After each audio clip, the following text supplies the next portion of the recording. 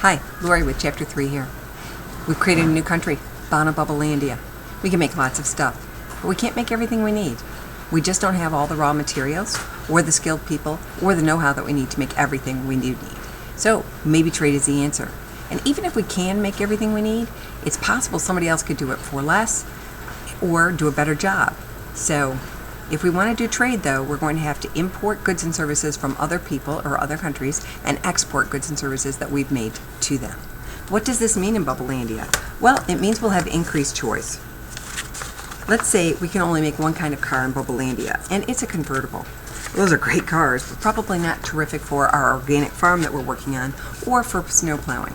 So, in that case, we probably want to import trucks, and we may even be able to save money because other countries might be able to produce their trucks for less. It will probably help us also increase innovation because competition often increases innovation. Sadly, some of us may need to retrain for new jobs in Bubblelandia because our jobs will be eliminated as they move offshore. And as a country, we'll need to work hard to create attractive goods and services because as in an ideal world, we want to export more than we import. If we can find a comparative advantage, something we do just a little bit better than other countries, that would be great.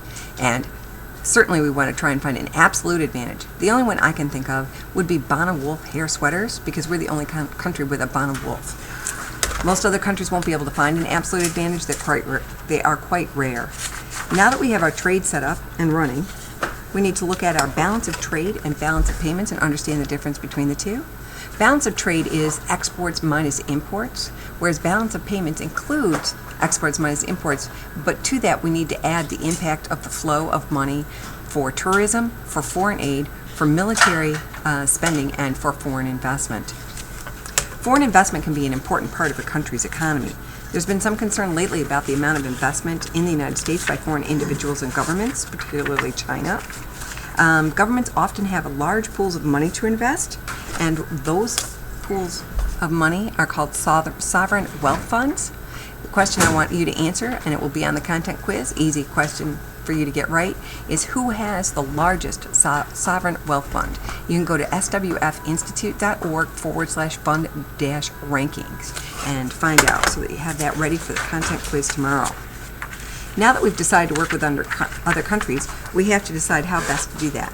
Well, on page 67 in the book, they have a great graphic showing that based on the amount of commitment we want to make, we can go all the way from licensing to foreign direct investment, which would be owning a subsidiary in the country.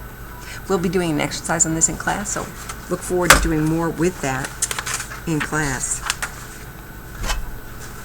Get to the next page.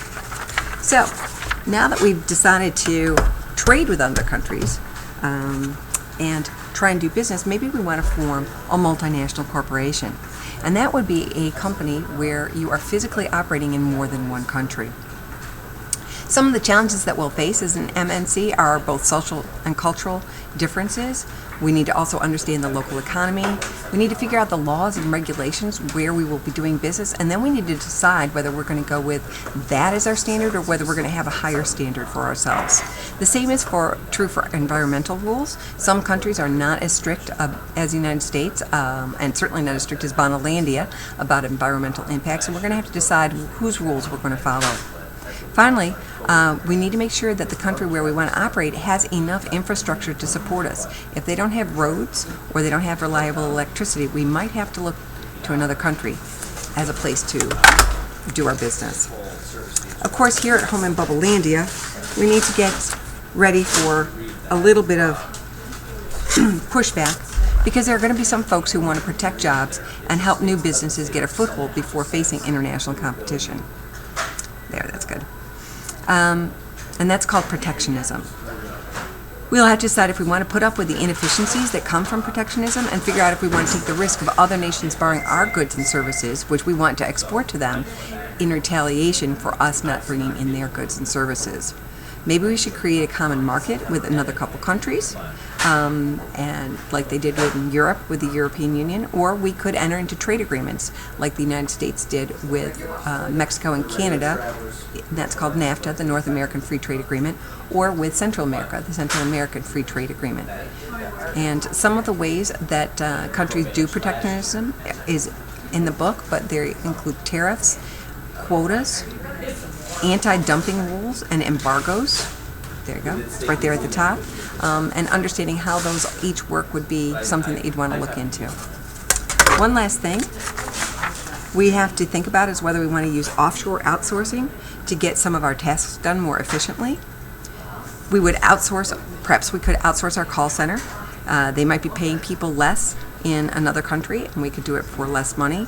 In addition, we could, by citing our call centers around the world, offer 24-hour service without asking anybody to work outside the normal daytime hours. This might be really good if we need some people who are specialists as well, because we might find more specialists in other countries than we actually have in Bubblelandia. We'll probably catch some grief if we do this because some jobs will be lost. Also, we'll have to worry about assuring the quality of the goods or services that we outsource, and we have to worry about sending some of our work outside the country, which will make it harder for parts of our company to connect. One example of this is that designers and manufacturing plants at both General Electric and Ford were split, with the designers staying here in the U.S. and manufacturing moving overseas.